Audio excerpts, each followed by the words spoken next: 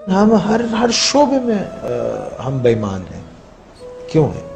تعلیم کا شعبہ، اس میں سفارش اور سیاست ہے، سیاست کے اندر سیاست ہے، اور رشوت ہم لیتے ہیں، بے ایمانی ہم کرتے ہیں، جھوٹ ہم بولتے ہیں، دوسروں کو تکلیف ہم دیتے ہیں، دوسروں کے مالوں پہ قبضہ کر لیتے ہیں، یتیموں کا مال کھا جاتے ہیں، غریبوں کو تکلیف دیتے ہیں، مسکین مسافر محتاجوں کو ان کا حق نہیں دیتے، کسی کی مدد نہیں کرتے، اپنے لیے سب جمع کر کے رکھتے ہیں، اپنے سے آگے نہیں سوچتے.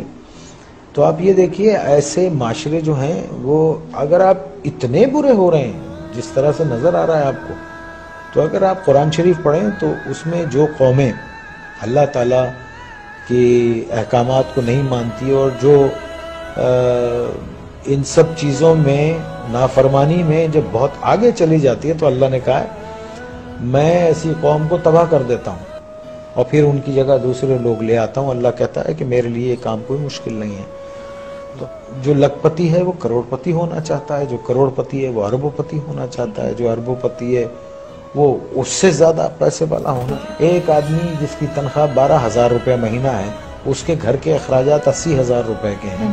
یہ کون سی سائنس ہے آپ مجھے بتائیے کہ وہ اس کو پورا کرتی ہوگی؟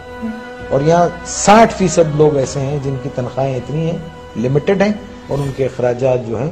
تو پھر کیا کرتے ہیں آپ؟ شارٹ کٹس مارتے ہیں، شارٹ کٹس مارتے ہیں. اور ایک بات یاد رکھیے، دیکھیے اگر آپ نے اپنی اولاد کو حرام کھلایا نا، حرام، بے ایمانی، چوری چکاری، ان سب چیزوں سے، لوٹ کے یہ سب چیزوں سے کھلایا، تو وہ آپ کے پاس وہ سارا ویسے ہی نکل جائے گا. آپ دیکھیے کبھی جمع کر کے نہیں رکھ سکتا.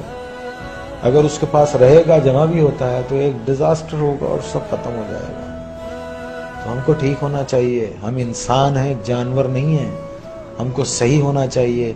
ہم کو اس لیے دنیا میں نہیں بھیجا ہے کہ ہم دوسرے کے حقوق ماریں، چھین لیں لوگوں کو. 1200 روپے 800 روپے کے ایک موبائل کے لیے ایک جان لے لیتے ہیں ہم.